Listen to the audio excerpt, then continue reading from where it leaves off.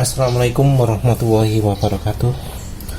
Kali ini penulis ingin lakukan eksperimen merubah ukuran saluran intake ya. Jadi selama ini kan penulis ngomong kalau saluran intake keluar kecil untuk NMAX ini oke. Ya juga untuk untuk Next 2, untuk Honda Beat ya. Terbukti akselerasi nambah banyak. Nah, kali ini penulis mau eksperimen dari panjangnya dengan ukuran pipa yang sama ya. Apakah tenaganya nambah atau berkurang? Tapi entah bisa dipasang atau enggak ya. Nah, jadi yang terpasang pada motor ukurannya segini. Penulis punya yang segini.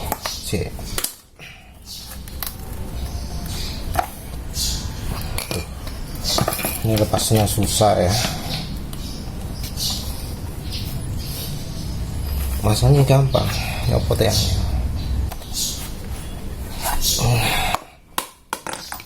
Nah, yang penulis pakai adalah yang segini, terus penulis mau ganti yang panjang ini kira-kira hampir 2 kali ya. Jadi lebih panjang itu lebih fokus di RPM rendah. Pengen niru ini kenapa? Karena yang di PCX itu kan PCX 160 pipanya intake keluar panjang.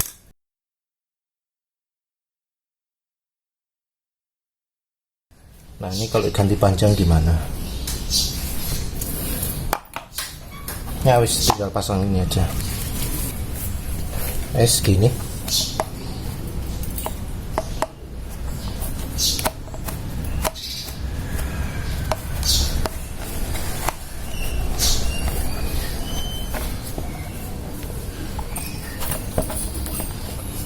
Yes.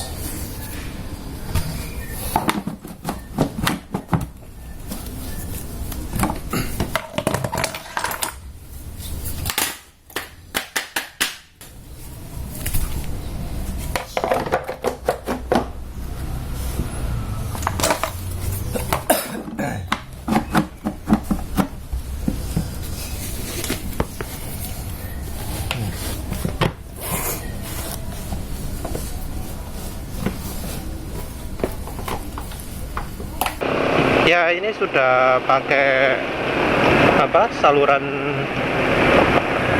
intake-nya yang diperpanjang. Jadi silknya pakai panjang.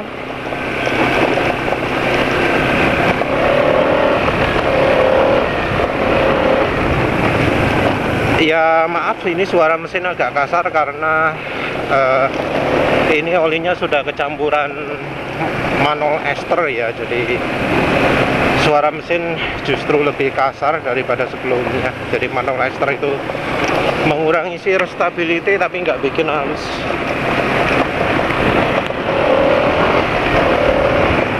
Jadi ada suara ngerong baru ya dari saluran masuknya, dari bagian filternya ya. Tapi tarikan bawah jadi mantap, jadi enak, jadi lebih responsif ya. Dimantah ini apa bisa top speed. Dengan modifikasi seperti ini mestinya ya tarikan atasnya akan berkurang. Tapi ya kita lihat aja lah. Kita lihat seberapa jauh lah penurunannya. Soalnya dari tadi masih jalan pelan terus. Dan ketika jalan pelan mantep banget. Sentakan bawah terasa lebih mantap ya. Suaranya anehnya sama seperti kalau open filter ya, aneh.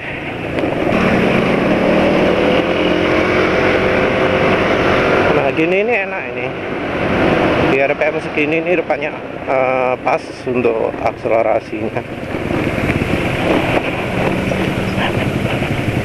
Nanti ya tentu kalau pas lagi bosen ya tukar lagi dengan yang lebih pendek. Yang begini ini tentu ya tergantung dari pemakaian ya. motornya dipakai di kecepatan berapa seringnya. Kalau seringnya tinggi, maksudnya di antara 80 sampai 100, pakai yang apa biasanya. Kalau jalan kurang dari itu, mestinya yang pakai lebih panjang lebih oke. Kalau sukanya gaspol lebih dari 100 ya nggak pakai ya, cocoknya ya harusnya kayak gitu, teorinya kayak gitulah paling enggak. Tapi ini kerasa ya, kerasa betul-betul anu ya, betul-betul narik ya di RPM kecepatan segini ini, betul-betul pas ya. Assalamualaikum warahmatullahi wabarakatuh. Ternyata video tadi pagi itu space-nya habis, nggak sadar, jadi ya kepotong yang video tadi pagi. Nah, untuk pulang kali ini penulis sudah merasakan beberapa perbedaan dari respon mesin ya, baik ketika kecepatan rendah maupun kecepatan tinggi. Yang jelas di kecepatan segini ini terasa makin padat gitu ya tenaganya. Digas sedikit pun sudah melaju. Terus untuk konsumsi bahan bakar lebih irit ya. Nanti kalau ada kesempatan, ini ada kesempatan atau enggak, kita lihat angkanya berapa. Angka pertama itu angka potensi ya, 53,3, ya lumayan lah. Susah ya kalau jalan kayak gini ya. Oh, ini sekarang 71,4. Susah ya. Kalau kecepatan gini bukan kecepatan ideal untuk motor penulis. Kurang kencang. Motor penulis kecepatannya 50 ke atas eco ridingnya. Entah mengapa angka itu lebih tinggi daripada angka normal. Oh iya, penulis juga harus sebut juga handicapnya. Ini sekarang kondisi oli pakai Caterpillar DEO ya, yang katanya merupakan rebranding dari Delpak MX versi Singapura ya, alias kualitasnya di atas yang buatan federal. Oli Caterpillarnya oke ya, shear stability oke, cuma kurang halus di RPM rendah.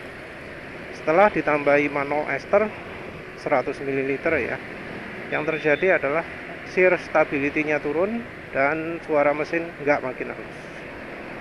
Dan yang makin parah lagi, setelah pakai manual ester itu 20 km sudah terasa mesin kayak ngerem gitu. Gas dilepas, RPM turunnya drastis. Pulangnya makin parah. Pagi tadi juga makin parah. Sekarang ini wis terpaksa lah tambahi aditif oli samping ya. Jadi sekarang ini kalau digas masih ada gantungnya sedikit RPM-nya. Tapi jelas olinya sudah nggak layak pakai lagi lah ya. Kondisi saya naik kayak gini 56,1 ya.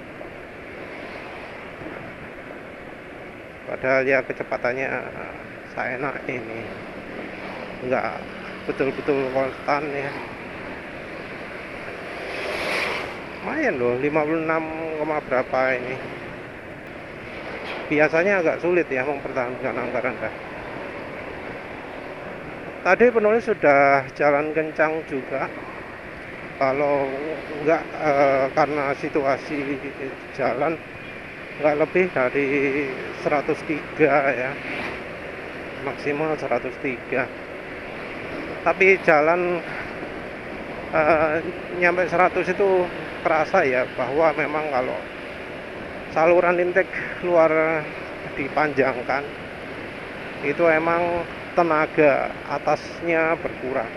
Bisa meraih kecepatan tinggi tapi nggak secepat biasanya gitu ya. Biasanya makmet tok wis anu ya wis 100 gitu ya, itu enggak.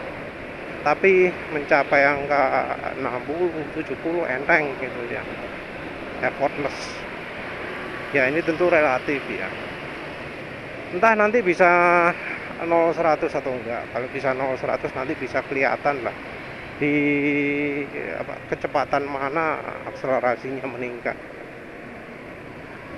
Ini tentu penulis ya bakal coba-coba lah, bakal coba yang lebih panjang, lebih pendek gitu mungkin, untuk mengetahui perubahan karakteristiknya.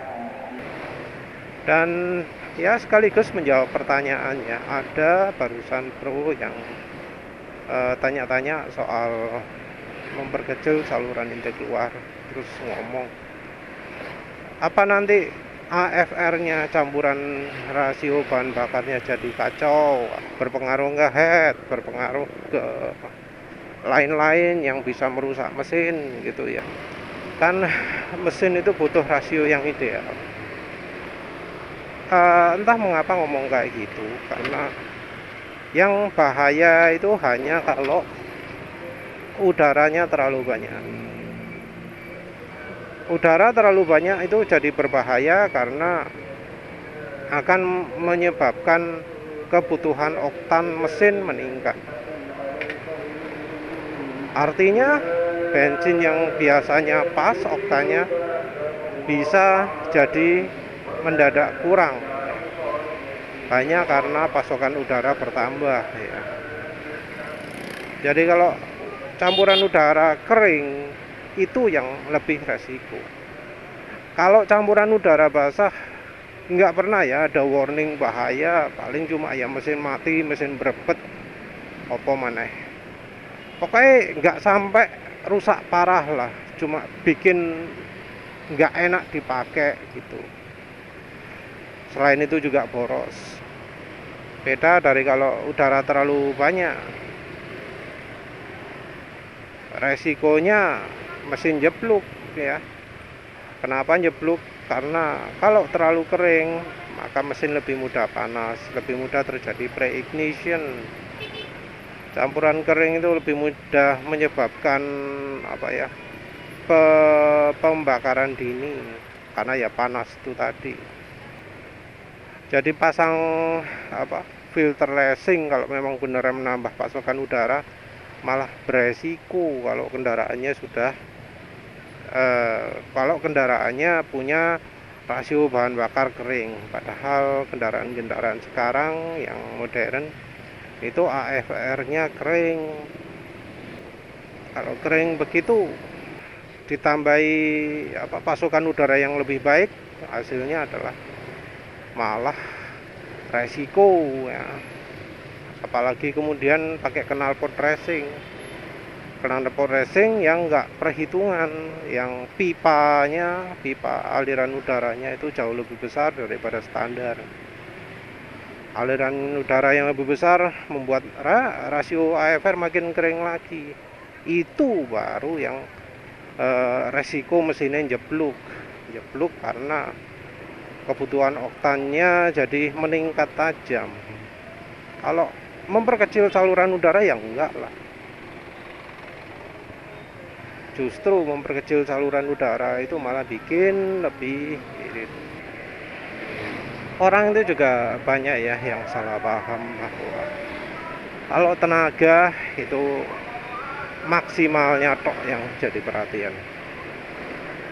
Padahal ya enggak juga sih ya. Cara dari mesin dyno-nya juga berpengaruh ya, karena ada mesin dyno yang walau di motor matic tenaga RPM atas ya yang dianggap penting.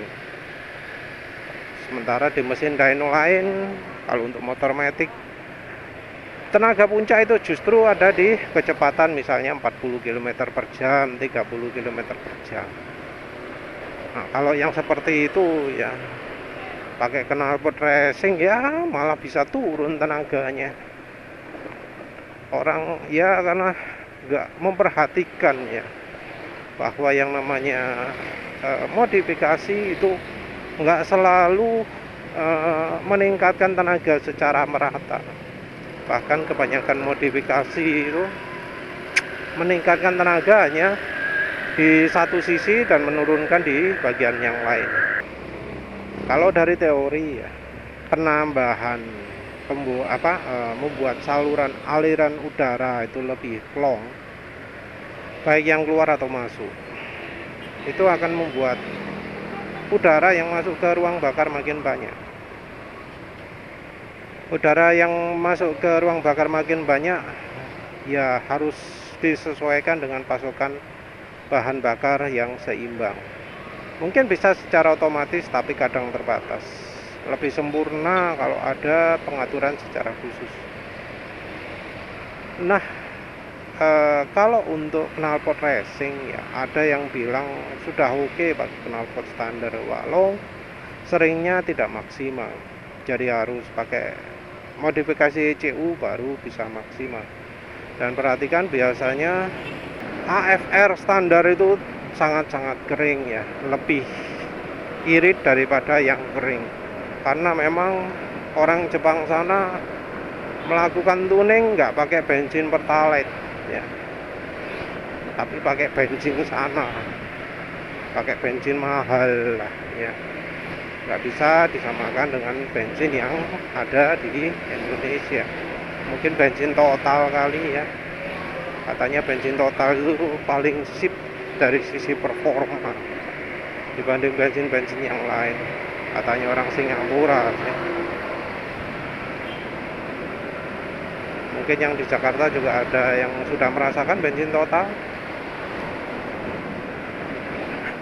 Nah, bensin Indonesia secara energinya lebih lemah, apalagi kalau pertalite. Hasilnya apa? Ya hasilnya campuran udara untuk motor Indonesia itu terlalu kering dari seharusnya. Kalau terlalu kering bukannya malah makin irit, tapi ya malah makin boros juga, karena ada rasio ideal untuk bisa irit itu. Kalau terlalu kering enggak, ya motor malah jadi nggak irit. Bisa jadi setelan diboroskan malah jadi lebih irit motornya, karena ya itu tergantung dari setelan. Duh, oli ini parah, nggak rekomendasi monolester ya. Nah, kan setelan terlalu kering, menggunakan knalpot racing, menggunakan filter racing, itu membuat kendaraan makin kering. Nah, untuk membuat makin basah gimana? Ya orang sih biasanya rekomendasinya ECU, tapi kan ECU mahal, belum lagi biaya tuningnya, itu ada biaya lagi yang bisa aja lebih mahal. Total mungkin bisa sampai 1,5 atau 2 juta ya, kalau misalnya sambil tuning juga, karena tuning butuh dyno juga. Nah, cara lain yang bisa kita lakukan adalah mengurangi pasokan udara. Mengurangi pasokan udara ada 2 cara ya, sebenarnya 3 sih. Knalpot bisa dikecilkan, tapi kalau knalpot biasanya sudah optimal ya. Kalau dikecilkan lagi biasanya ya tenaga akan juga berkurang. Kalau yang dari saluran masuk, ada yang sesudahnya filter atau sebelum filter. Ya sebenarnya bukan sebelum atau sudah filter, tapi sebelum atau sesudah bypass dari engine, saluran positif crankcase valve ya, yang sebenarnya itu dari aliran udara yang dari crankcase, dari ruang oli yang ada di filter. Nah, kalau yang sesudahnya itu, maka aliran akan benar-benar terhambat. Tapi kalau yang sebelumnya itu, aliran udara masih akan nyedot yang dari crankcase. Nah, ini tentu kalau beda kendaraan beda ya. Contohnya kalau di mobil, nulis baru sadar bahwa ada yang positif crankcase itu setelahnya throttle body. Ada kan ya? Nah, mau dipasang dimanapun ya, baik di apa, di saluran udara masuknya ataupun di sebelum filternya, itu bisa jadi nggak masalah. Yang penting tetap diperhitungkan ukurannya, tetap diperhatikan berapa besarnya, jangan sampai terlalu kecil, jangan sampai terlalu besar. Memperpanjang saluran intake juga jadi salah satu solusi. Jadi yang penulis lakukan ini memperpanjang saluran intake, yang hasilnya adalah ya bisa lebih irit tuh ya, terbukti. Jadi kalau dari teori memperkecil saluran udara masuk, memperpanjang saluran udara masuk, itu akan membuat tenaga lebih fokus ke RPM rendah. Ya tentu harus kira-kira ya, karena kalau fokusnya terlalu rendah juga jadi tidak bisa dimanfaatkan ya. Ini juga harus eksperimen berapa diameter yang pas untuk salurannya, berapa panjang yang pas untuk salurannya. Dua-duanya punya pengaruh ya.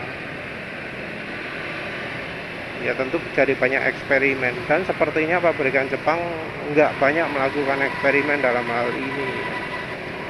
Ya wes lah, itu aja. Nanti penulis coba uji 0-100 kalau bisa, uji irit kalau bisa.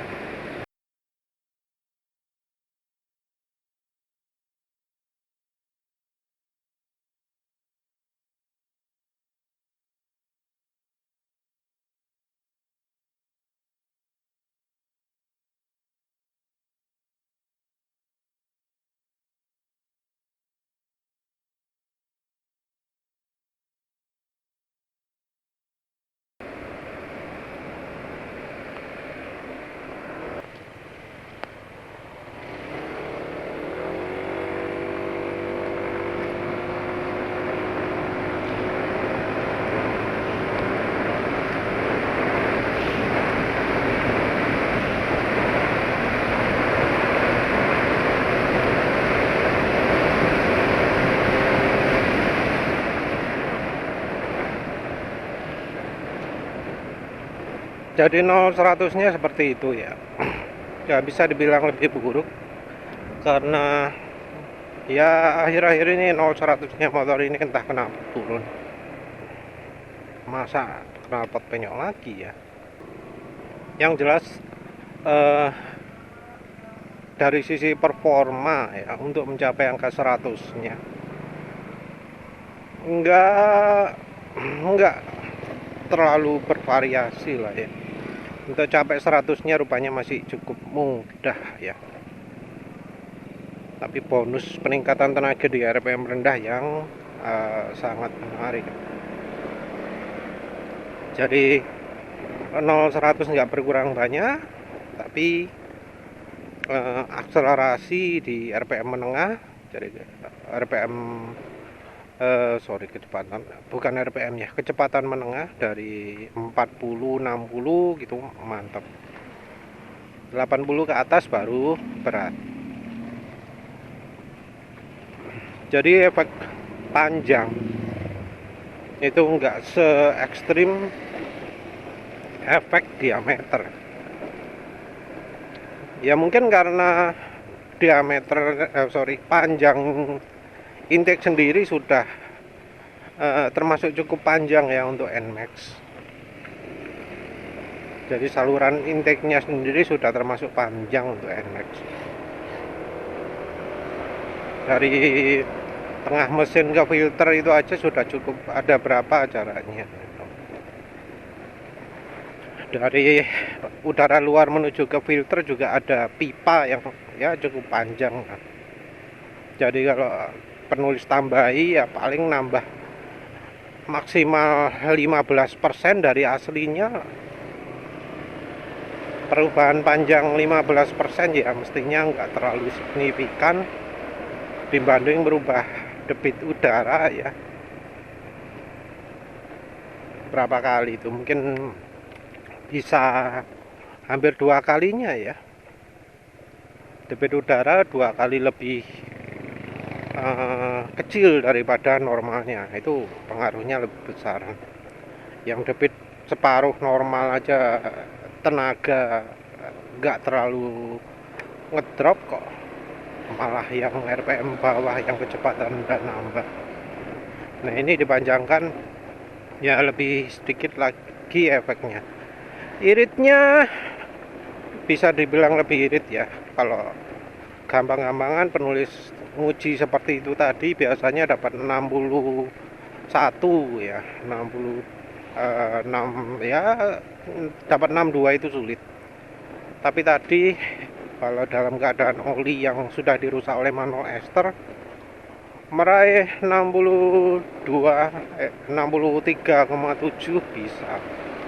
Padahal ya tahu sendiri tadi itu lewat bagian jalan Kak Rata ping piro ya, lewat bagian jalan Kak Rata itu jelas mengurangi irit ya, tapi hasilnya masih cukup tinggi.